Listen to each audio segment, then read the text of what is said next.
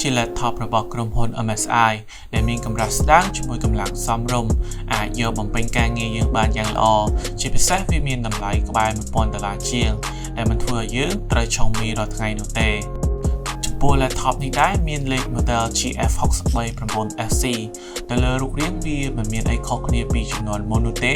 ទូខ្លួនខាងលើត្រូវបានស្រោបដោយលុយមីញ៉ូមជាមួយកាឡាបន្ទាត់ឆ្នោតដែលមើលទៅពិតជាស្រស់ស្អាតហើយខាងក្នុងក៏មិនខុសគ្នាដែរគឺធ្វើឡើងពីអាលុយមីញ៉ូមបែបកាឡាឆ្នោតហើយកាន់តែល្អទៀតបើសិនជាយើងប្រើប្រាស់ក្រោមម៉ាស៊ីនត្រជាក់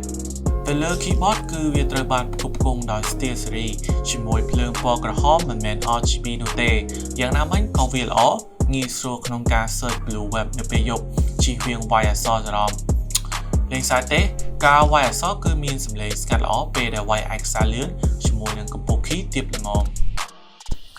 Screen របស់ laptop មួយនេះមានទំហំ 15.6 inch Full HD ជា panel IPS អញ្ចឹងវាល្អសម្រាប់អ្នកចូលចិត្តការរូបភាពនិងទស្សនាវីដេអូជាមួយ refresh rate 60Hz រៀងស្ទើរបន្តិចសម្រាប់ gamer គ្នាយើងសម្រាប់ផ្នែក I/O វិញនៅខាងឆ្វេងយើងឃើញមានរុនដោតសាកថ្មជាមួយនឹង USB 3.1 Type A ឯខាងស្ដាំវិញគឺមានរុនចាក់សោររុន Gigabit LAN USB Type C 3.1 និង USB 3.1 Type A ចំនួន2ជាមួយរុនដោត mic និងកាសនៅពីក្រោយក៏មានរុន HDMI សម្រាប់តភ្ជាប់ទៅកាន់ monitor ផងដែរ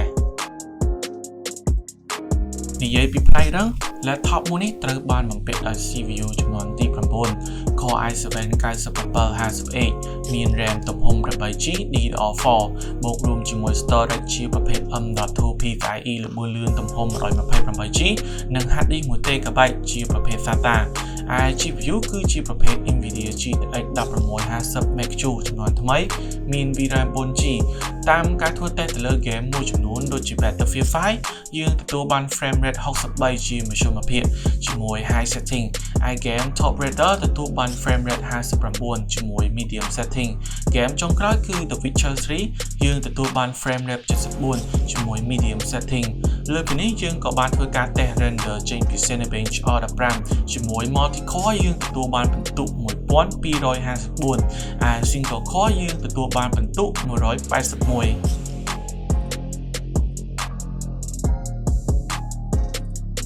ទៅលើកម្លាំងថ្មតាមការតេស្តឲ្យបើកចាក់វីដេអូ YouTube ជាមួយកម្រិតពន្លឺ 30% វាអាចស៊ូបានរហូតដល់5ម៉ោង34នាទីរីឯការលេងហ្គេមវិញវាស៊ូមិនបានដល់1ម៉ោងផងប៉ុន្តែវាជារឿងធម្មតាទេសម្រាប់ gaming ទូទៅយល់ល្អយើងគួរតែដោតថ្មពេលលេងហ្គេមព្រោះវានឹងផ្ដល់កម្លាំងពេញធ្វើឲ្យការលេងហ្គេមមានភាព smooth ជាងមុន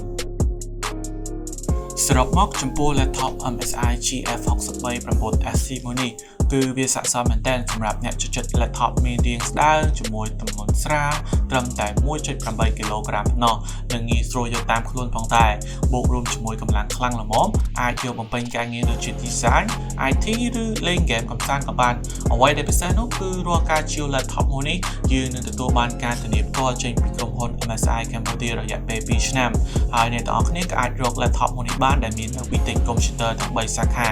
អរគុណសម្រាប់ទស្សនាវីដេអូមួយនេះបើសិនមានកំហុសត្រង់ណាក៏សូមអធិស្ឋានផងជួបគ្នាជាមួយនឹងវីដេអូ review ក្រោយៗទៀត